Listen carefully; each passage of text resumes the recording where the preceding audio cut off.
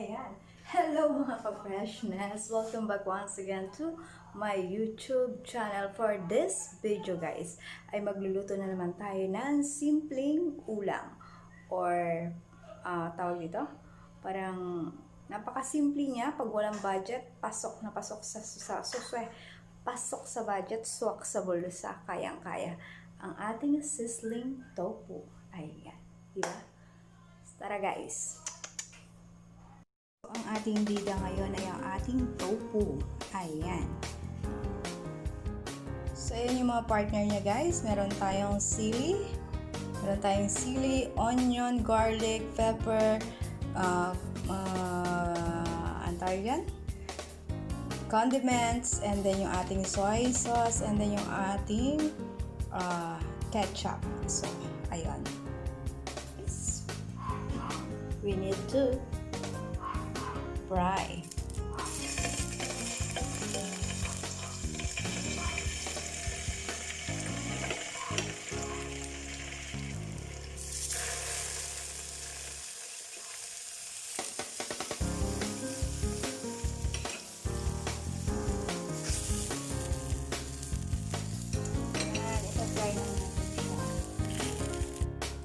So, ito na guys yung ating tofu. Ayan, na-toasted na natin and then na-cut na rin natin siya, no? So, after nating na-prito, ayan, kinat na natin siya and then medyo pinry pa rin natin siya para pati yung loob is medyo toasted rin or maluto. So, ayan lang and then igigisa natin dito. Ilagyan natin bawang. Ayan, ating garlic.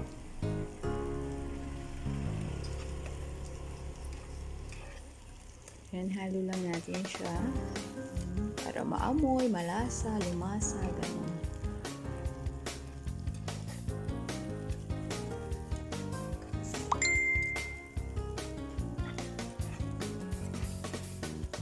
Ayan, bango. Bango. And then, after nito guys, i-add na natin yung ating onion. Sprinkle the onion. Ayan. So, saglit lang natin siya. Ikot-ikot lang siya, guys. Ayan. Gisa-gisa natin lang ng saglit. Medyo half cook lang dapat yung ating onion para masarap, mabango. Ayan. So, ganyan lang yung kasimple, guys.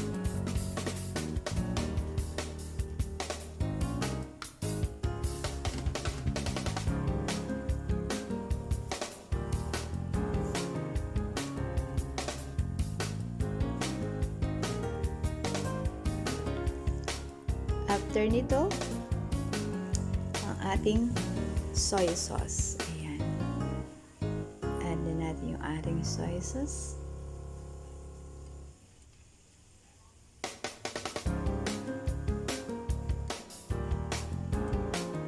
Ayan. Ganyan lang siya kasimple.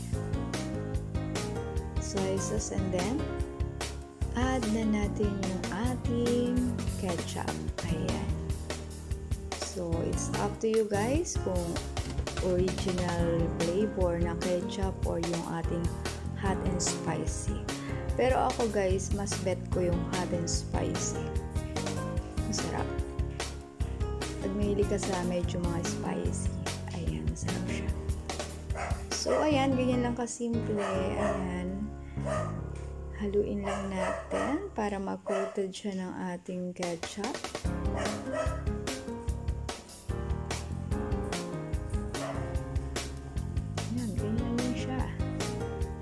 Simple pero masarap.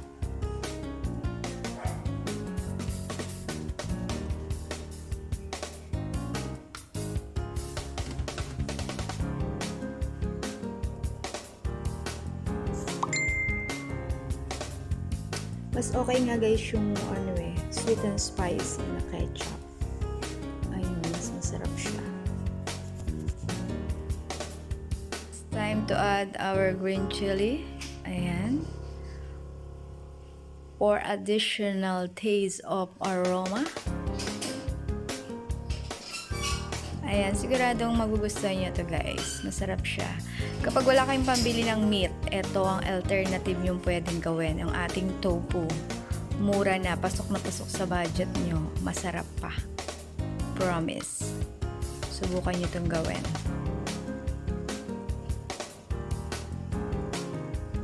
Our sizzling tofu. Ayan.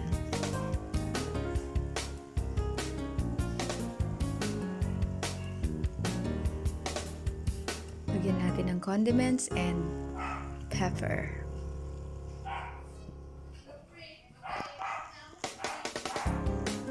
So, it's plating time, no? Ayan. Wow, wow, wow.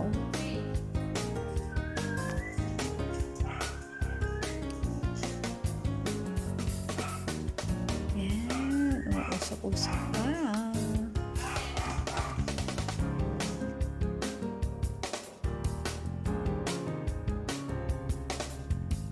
So, this is it. Ito na yung ating finished product.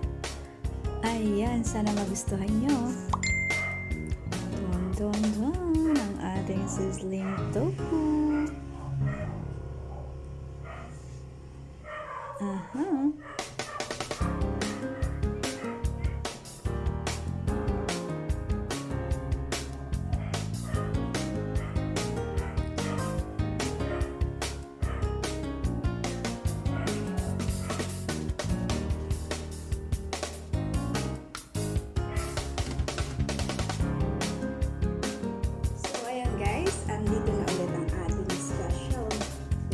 For the day, ang ating sizzling tofu. Ayan. So, sana nagustuhan nyo itong ating hinandang recipe ngayon, guys. Ayan, ang ganda ng background ko, diba? Ayan, sobrang kulat. So, ayan guys, nakagawa na naman tayo ng simpleng recipe ngayong araw na to. So, sana nagustuhan nyo yung ating ginawang sizzling tofu at sana ay nakadagdag sa inyo ng mga kaalaman at sa inyong mga recipe na pwede nyo ihanda sa inyong hapagkainan. So, ayan. So, taran! Ito na yung ating sizzling tofu. Kain na! So, thank you guys. Don't forget to like, comment, and subscribe. Ayan, maraming salamat sa inyong pag-stay tuned.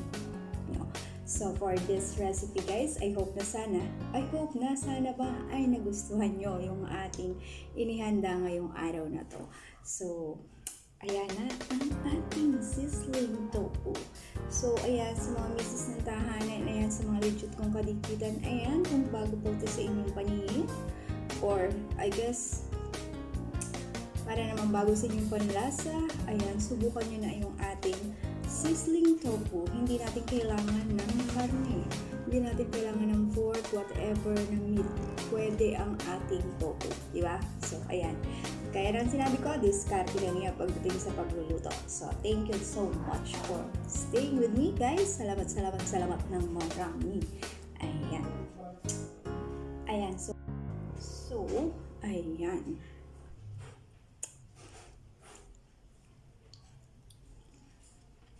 Top.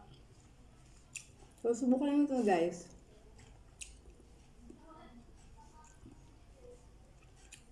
Sigurado magiging patok sa panlasa nyo. Sizzling tofu. Mas better talaga guys kapag hot and spicy yung ketchup. Pero pwede pa naman yung plain. Para hindi sa ngayon. Top. Alternative sa meat, di ba? Healthy pa. So, subukan nyo na. Thank you for watching, ha? Don't forget to like, comment, and subscribe. Babus! Ay, ayaw. Bye!